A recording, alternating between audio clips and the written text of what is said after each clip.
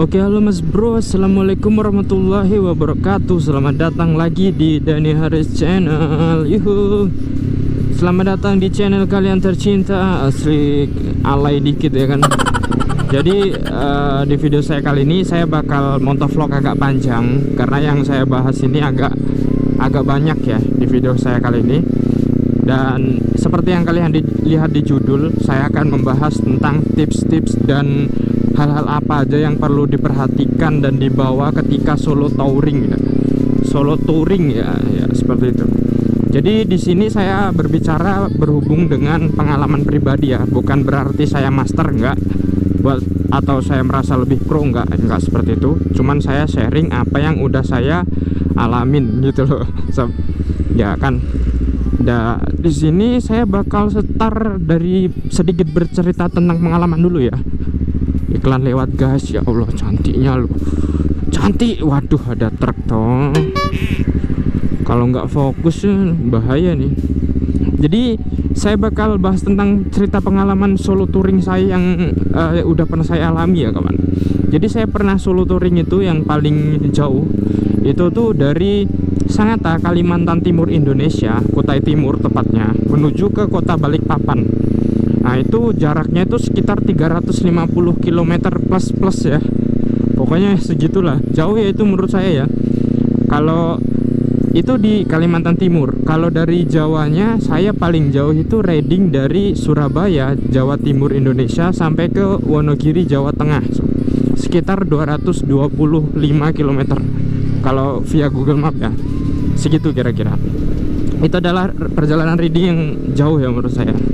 Dan saya pernah riding selama kurang lebih 4 hari itu 900 kilo kurang lebih. Ya itu jauh banget, sampai pernah sempat nyasar juga ya.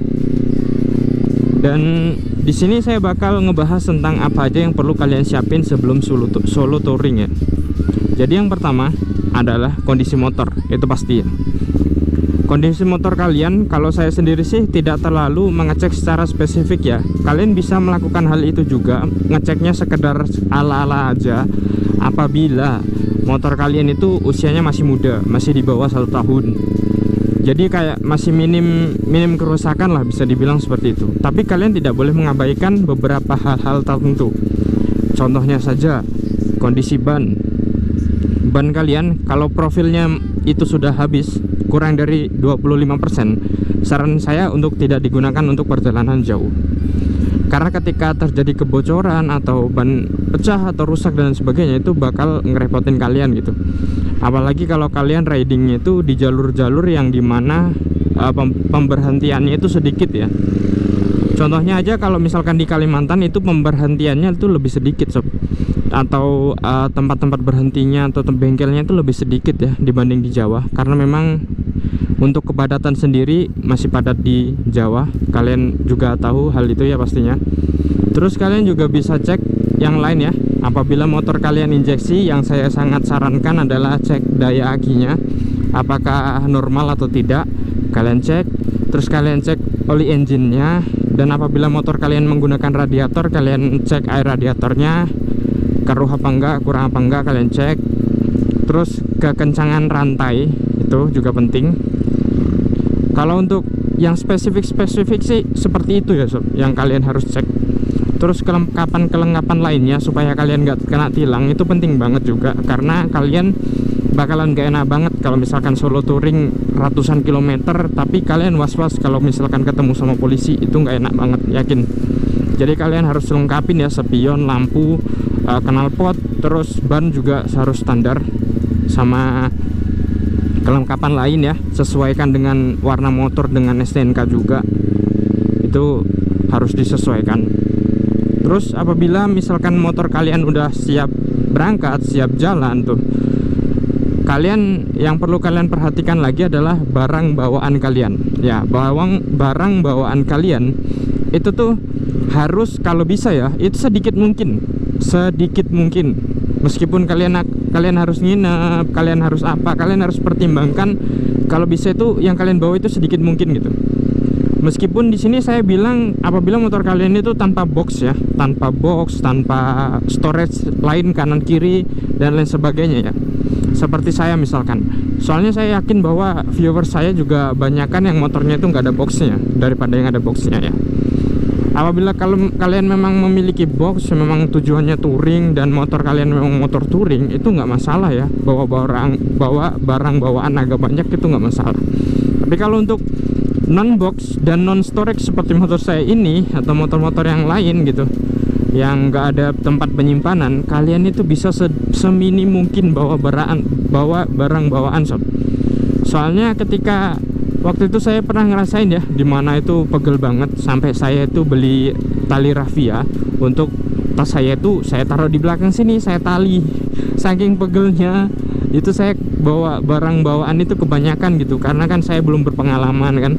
Saya bawa celana jeans, saya bawa baju berapa, 3 ada ya kan, terlalu banyak gitu. Jadi kalau saran saya sih semini mungkin gitu barang bawaan kalian itu.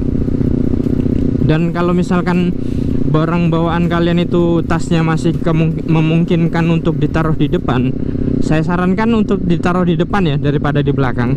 Karena ketika di belakang untuk naik motor sport seperti ini, ketika kalian nikung itu tasnya ikut jatuh ke kanan, ke kiri, ikut jatuh ke kiri.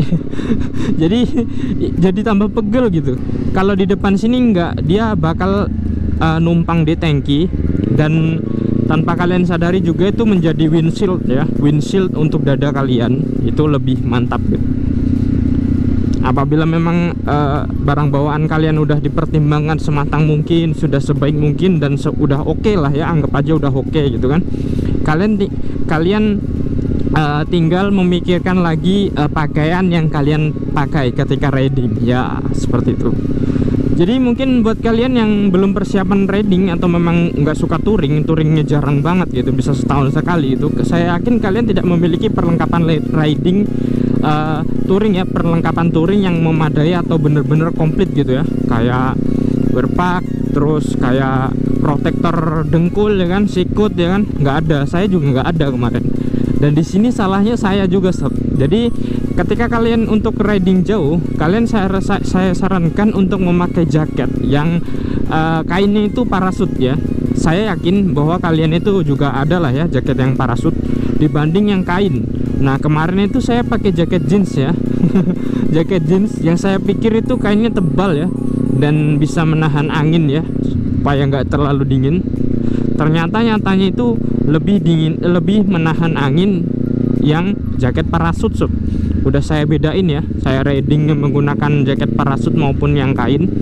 Meskipun yang kain itu jauh lebih tebal ya, kain jeans yang saya kemarin pakai, tapi untuk windproofnya ya atau penahan anginnya itu lebih menahan yang parasut daripada yang jeans itu yang aku pakai itu. Jadi saya sarankan jika kalian tidak memiliki wear pack atau tidak memiliki jaket touring, saya sarankan untuk membeli jaket yang parasut aja, bukan yang jeans atau jaket yang lainnya ya, yang kain jangan. Saya sarankan pakai yang parasut karena lebih mantap ya, untuk menahan anginnya itu lebih ketahan gitu. Terus misalkan kalian jaket udah oke, saya saranin pakai sarung tangan ya. Sarung tangan ini wajib karena ketika perjalanan jauh kalian bakalan dapat getaran terus menerus ya selama berjam-jam, bahkan bisa sampai 5-6 jam mungkin ya. Dan ketika kalian tidak pakai sarung tangan, tangan kalian itu bakal jadi bergetar ya, atau tremor ya namanya kalau nggak salah ya, bakal jadi tremor. Dan itu nggak enak banget, soalnya saya pernah ketinggalan gitu sarung tangannya, terus tremor ya kan, tangan saya merah dan itu nggak enak banget. Saya saranin beli ya, meskipun kalian pakai sarung tangan yang dipakai untuk proyek itu, yang dipakai untuk pekerja itu nggak masalah ya, yang di tangannya itu ada titik-titik kuningnya itu, yang ada grip karetnya, itu tidak masalah. Soalnya saya juga pernah pakai itu, enak gitu, gripnya dapet, terus getarannya juga lebih minim gitu. Cuman kalau memang sarung tangan kalian udah memadai banget untuk riding ya, apalagi yang di sininya ada besi-besinya itu justru malah lebih enak lagi gitu, karena lebih windproof. Terus apabila memang waterproof itu malah jauh lebih mantap lagi gitu. Kalian riding itu tangan kalian tidak kedinginan ya, apalagi kalau ketika kalian melalui tempat-tempat yang bener-bener dingin. Terus untuk celana Ya, untuk celana saya kemarin pakai celana jeans saja ya, celana biasa jeans, karena saya memang tidak memiliki celana untuk touring. Jadi saya pakai celana jeans. Terus sepatunya, nah sepatunya ini kalau memang misalkan kalian memiliki sepatu untuk riding yang seperti sepatu bot itu, yang depannya ada protektor, terus belakangnya juga ya, itu yang keras itu lebih bagus lagi. Tapi berhubung saya kemarin tidak punya, ya saya pakai sepatu yang biasa aja, sepatu jalan lah ya. Ya jangan lupa pakai kaos kaki, karena kalau riding lama itu pastinya dingin. Jangan lupa pakai kaos kaki ya, supaya lebih nyaman aja gitu. Terus apalagi ya saya yang bakal bahas ya. Ya ini simple tapi agak-agak perlu dipertimbangkan ya. Sebelum kalian berangkat touring atau riding perjalanan jauh, alangkah baiknya helm kalian itu dalam keadaan wangi, bukan dalam keadaan apak atau bau ya. Itu sangat tidak enak gitu. Soalnya pernah saya alami juga, helm saya itu dalam keadaan yang masih bagus gitu. Cuman berhubung riding berjam-jam, berkeringat, itu alhasil jadi baunya nggak enak gitu. Karena kan juga dipakai lama ya, berkeringat gitu. Jadi saya sarankan sih untuk berangkat itu dalam keadaan benar-benar bersih, wangi gitu, supaya meminimalisir keringat yang terserap itu menimbulkan bau yang kurang sedap. Simple sih tapi enak. Tapi penting maksudnya, tapi penting gitu loh. Terus apalagi ya, saya bakal berpikir terlebih dahulu, karena saya memang tidak menggunakan teks. Wah, ini all new NMAX merah nih guys, asli cakep abis, cakep abis. Mbaknya juga cakep yang punya. Kemarin juga ada yang bilang ya, bang tempat ridingnya adem banget bang, banyak pohon-pohon tanpa polusi. Ya bener. Tapi apabila kalian memperhatikan jalan riding saya setiap motovlog, itu sebenarnya jalannya itu aja sob. Karena memang posisinya sekarang kan lagi lockdown ya. Jadi saya memang sebetulnya sama pemerintah tidak boleh berkeliaran tanpa adanya tujuan yang benar-benar kepepet kan gitu. Tapi kalau saya motovlog kan saya tidak berhenti gitu. Jadi saya terus saja jalan gitu sampai rumah. Jadi menurut saya sih nggak apa-apa kalau jalan terus ya, nggak berhenti atau tidak berkumpul-kumpul dengan orang lain ya, seperti itu. Jadi saya ini masih dalam lingkup satu kecamatan gitu. Saya mutar-mutarnya itu. Iya. Nah, ini jadi intinya saya tadi cuman mutar keliling sini. Ya. Terus yang saya bakal jelasin lagi adalah, oh iya sob, uang. Ya, jadi uang ya, uang yang kalian bawa untuk persiapan motor kalian atau diri kalian sendiri. Saya saranin sih jangan terlalu banyak juga membawa uang. Sekiranya cukup lah untuk kalian berhenti untuk minum, makan, atau membelikan bahan bakar motor kalian. Cukup ya, bawa secukupnya aja, jangan terlalu banyak. Terus apabila kalian riding terus ada hal-hal yang mencurigakan ya, seperti begal atau sekiranya hal-hal yang menurut kalian kurang enak di hati, saya sarankan untuk menghindar ya. Apabila memang kalian diikuti, kalian sebisa mungkin lari atau ngerem ya dari orang itu, supaya orang itu duluan kalau memang kalian curiga. Apabila kalian dihadang, sekiranya kalian bisa menghindar ya, seperti itu. Alhamdulillah sampai sekarang sih saya belum mendapati hal demikian ya. Jangan sampai lah ya, kalian juga jangan sampai mendapati hal demikian. Kalau memang seperti itu ya, lakukan hal seperti itu aja gitu. Jadi sekarang mulai masuk, ibarat ini udah lengkap ya, udah komplit ya, udah mau jalan ya. Kalian jangan lupa untuk berdoa ya. Untuk terkhususnya buat kalian yang mungkin beragama Islam, saya sarankan untuk benar-benar berdoa ya kan. Benar-benar berdoa agar selamat di jalan, agar dihindarkan dari mara bahaya ya kan pastinya. Terus setelah kalian berdoa, kalian berangkat riding. Mohon maaf tadi sempat kelewatan. Tentang barang bawaan yang kalian bawa, saya sarankan kalian membawa headset, power bank, handphone. Itu cukup penting ya. Pakai data yang cukup. Jangan sampai kalian pas riding jauh kehabisan data ya, atau pakai data. Jangan sampai, karena itu bisa membantu kalian sekali ketika kalian tersasar atau tidak memiliki tujuan yang jelas. Kalian bisa buka Google Map. Halo dek. Itu sangat penting ya. dan power bank. Ini juga saya kemarin udah bawa, tapi karena berhubung posisinya di tas paling dalam, jadi saya susah ngambilnya. Alhasil baterai saya pun sampai tinggal 1% ya, sedangkan saya masih membutuhkan Google Map gitu. Itu sangat penting ya menurut saya. Soalnya untuk perjalanan jauh pastinya baterai kalian juga bisa jadi kalian nggak sempat ngecas, bisa jadi kalian nggak baterainya nggak penuh ya kan pas dari berangkat, bisa jadi. Berhubung yang motor kalian atau motor zaman sekarang udah pada ada power outletnya, kalian tambah enak gitu, kayak motor-motor yang X-Max, N-Max, PCX, terus Beat, sekarang udah ada power outletnya semua, jadi lebih enak ya untuk ngecas HP-nya seperti itu. Terus headset, fungsinya apa bang? Ya, jadi headset ini fungsinya adalah ketika kalian menggunakan Google Map, kalian tidak mungkin ya berhenti ngecek kayak gitu. Kalau motor kalian bukan kopling sih masih bisa sambil dipegang, tapi itu tidak recommended ya, karena bakal ditilang juga dan membahayakan kalian dan orang lain. Ya, jadi pakai headset ya. Kalian pakai headset, tinggal navigasi ke tempat yang kalian tuju. Kalian tinggal pasang, terus kalian tinggal start. Dan saya saranin jangan dipakai dua-duanya headsetnya, hanya sebelah aja, sebelah kiri atau sebelah kanan terserah. Karena ketika kalian gunakan dua-duanya itu bakal membahayakan diri kalian sendiri ya. Bisa jadi ada orang dari belakang tidak kalian dengar, ataupun orang yang udah klakson kalian tapi kalian nggak dengar, itu bahaya banget. Jadi kalian hanya gunakan satu sisi ya. Dan kalau bisa itu jangan menggunakan volume yang terlalu keras, yang kira-kiranya kalian cuma denger aja udah cukup gitu loh. Nah, itu sangat penting ya, sangat-sangat penting kalau menurut saya. Karena ketika saya kemarin dari Surabaya ke sini, untuk keluar dari kota Surabaya itu udah cukup susah gitu. Untuk keluar dari kota Surabaya itu saya udah butuh waktu 1 jam lebih gitu sob. Karena memang jalannya kan bener-bener padat ya. Terus juga cabang-cabangnya banyak. Itu kalau nggak dibantu Google Map, waduh ini bakalan pusing banget gitu cari jalan keluarnya. Dan itu sangat-sangat penting ya menurut saya. Nah, setelah sudah terpasang headset, kalian jalan pakai Google Map ya kan, pasang cuma sebelah ya, ingat ya. Terus juga pengecekan tadi ada yang kelewat nih. Hal yang penting ketika kalian riding jauh adalah klakson ya. Klakson itu harus bunyi, karena ketika kalian solo touring, kalian pasti bakal nyalip mobil atau mengingatkan pengendara yang ingin masuk ke jalur kalian. Itu penting banget ya. Jadi klakson itu nggak boleh sampai mati gitu. Karena itu juga peringatan yang bisa dibilang peringatan spontan ya.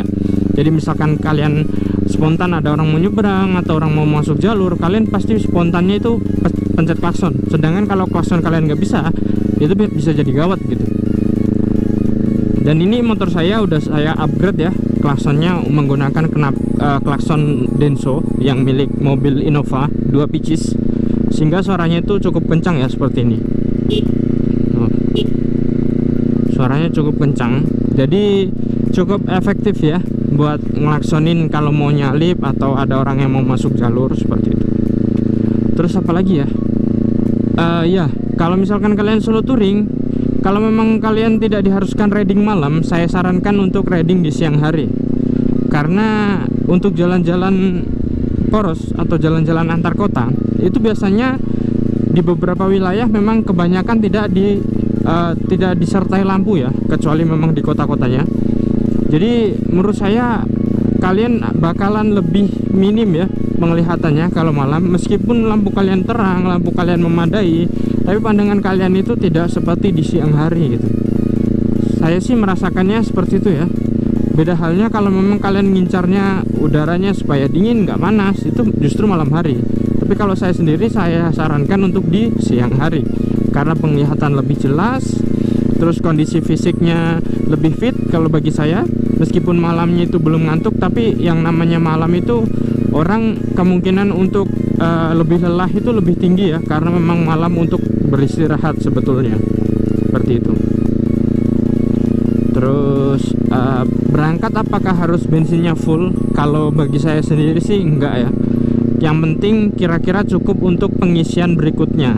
Contohnya kalian berangkat dari Semarang menuju ke Ngawi ya, Ngawi Jawa Timur. Ya kira-kira kalian bensin atau BBM kalian cukup, ya nggak usah kalian isi penuh gitu. Kalian, wah ini cukup nih sampai Ngawi, ya udah langsung gas aja, nggak masalah gitu. Kalau kelengkapan surat-surat pastinya nggak usah saya bahas lagi ya, itu harus lengkap. STNK, SIM, helm kalian udah SNI ya kan, sudah mantap pastinya. Oh iya, tentang helm, jadi saya sarankan kalau untuk kalian riding di atas 100 km, saya sarankan menggunakan helm full face ya, helm full face, jangan helm yang half face. Karena apa? Ketika helm full face itu digunakan perjalanan jauh, itu jauh-jauh lebih nyaman sob. Meskipun kalian bilang kan lebih berat bang, iya lebih berat, tapi lebih enak, lebih kedap suara, kedap angin, juga lebih nyaman aja gitu kalau untuk digunakan perjalanan jauh. Apalagi kalau kalian naik motornya motor-motor yang sport ya, itu menurut saya sih jauh lebih enak gitu. Bukan berarti kalian naik motor matic atau naik motor kecil nggak pakai helm full face ya, nggak seperti itu. Kalau kalian pakai helm full face lebih baik seperti itu. Dan untuk helm saya sendiri ini kan mereknya Zeus ya. Untuk keadaan hujan benar-benar kedap, tapi kekurangannya yaitu tadi ngembun dalamnya. Sehingga antisipasinya adalah saya membuka kaca helmnya sedikit untuk celah udara masuk sehingga tidak mengembun lagi. Ya seperti itu. Nah, terus sekarang kita masuk ke jalur yang kalian lewatin ya. Misalkan seperti ini, kalian melewati jalur yang dimana kalian belum pernah lewatin, atau kalian baru lewatin sekali dua kali, kalian belum hafal lah istilahnya ya. Saya sarankan untuk tidak mengambil resiko ketika menikung maupun mengambil top speed ya. Mentang-mentang jalan lurus nih, langsung gaspol seenak-enaknya, jangan seperti itu. Saya sarankan tetap dalam kontrol agar supaya ketika ada hal-hal yang mengejutkan, contohnya atau ada binatang nyebrang atau ada orang masuk jalur seperti itu, kalian bener-bener siap siaga untuk pengereman ya, atau untuk braking ya. Ini mobilnya oke. Untuk braking ya seperti itu. Apalagi tikungan. Nah, tikungan di sini meskipun sepertinya kelihatan sangat nyaman, meskipun kalian bener-bener pro ya, kalian memang udah pro nikung sekali sangat tuh. Kalau belum hafal jalan, saya sarankan untuk braking ya, braking motor kalian agar motor kalian itu dapat dikontrol sepenuhnya. Jadi jangan ambil resiko, karena dalam beberapa kasus yang saya alami sendiri, teman saya alami, terus juga orang-orang nge-share di Instagram maupun di YouTube, itu biasanya mereka terlena dengan tikungan. Ketika nikung itu enak gitu, ternyata tikungannya setelah nikung itu masih ditikungin lagi. Alhasil motor yang dia kendarai low slide ya. Low slide itu keadaan dimana ketika sudah memasuki derajat yang sudah mentok lah, istilahnya derajatnya mentok. Kalau kalian paksain derajat miring lagi, motor kalian bakal rebah ya, dia bakal masuk di mode situ. Beberapa teman saya juga terlena seperti itu. Tapi kalau saya ketika memasuki tikungan yang belum pernah saya lewati, atau bahkan saya pun nggak tahu tikungannya sedalam berapa, saya memilih untuk braking, untuk pengereman secara optimal ya, sehingga motor saya ini benar-benar bisa dikontrol dengan baik meskipun tikungannya bakalan lebih tajam lagi. Nah seperti itu. Jadi misalkan tikung seperti ini sudah enak, terus pas nikung lagi ternyata masih ada dalam lagi tikungannya. Nah kalian harus penuh-penuh kontrol seperti itu. Dan saya sarankan lagi untuk touring ya, saya sarankan untuk motor kalian yang untuk kalian touring itu, motor yang udah kalian kendarai harus lebih dari 2 bulan ya, kira-kira harus lebih 2 bulan. Karena menurut saya pribadi, ketika kalian menggunakan motor yang belum menjadi gimana ya jelasinnya ya, yang belum kalian kontrol secara penuh ya, contohnya belum terbiasa lah, nah gitu aja susah banget ngomongnya ya saya. Kalian belum terbiasa mengendarai motor itu, kalian bakal lebih berbahaya gitu, bakal lebih beresiko gitu. Karena ketika kalian sudah terbiasa menggunakan motor itu, kalian udah terbiasa dengan gasnya dalamnya seberapa, terus tarikannya bagaimana, remnya gimana, brakingnya seperti itu, kalian lebih mudah untuk mengontrol motor tersebut gitu, lebih mudah gitu sob. Jadi kalian bahkan lebih bisa mengontrol motor tersebut ya, ngeremnya seberapa dan lain sebagainya. Jadi buat kalian yang punya motor baru terus langsung digas jauh ya, saya sarankan jangan terlebih dahulu. Jangan terlebih dahulu, karena jiwa kalian itu belum menyatu dengan motor ya. Ibaratnya seperti itu, ibarat katanya seperti itu. Jadi kalian dalami dulu motor kalian dan kalian baru ngegas. Kecuali memang kalian tujuan touringnya memang untuk santai-santai, non ngebut, itu menurut saya tidak terlalu jadi masalah ya. Ya kita sampai sini lagi kan.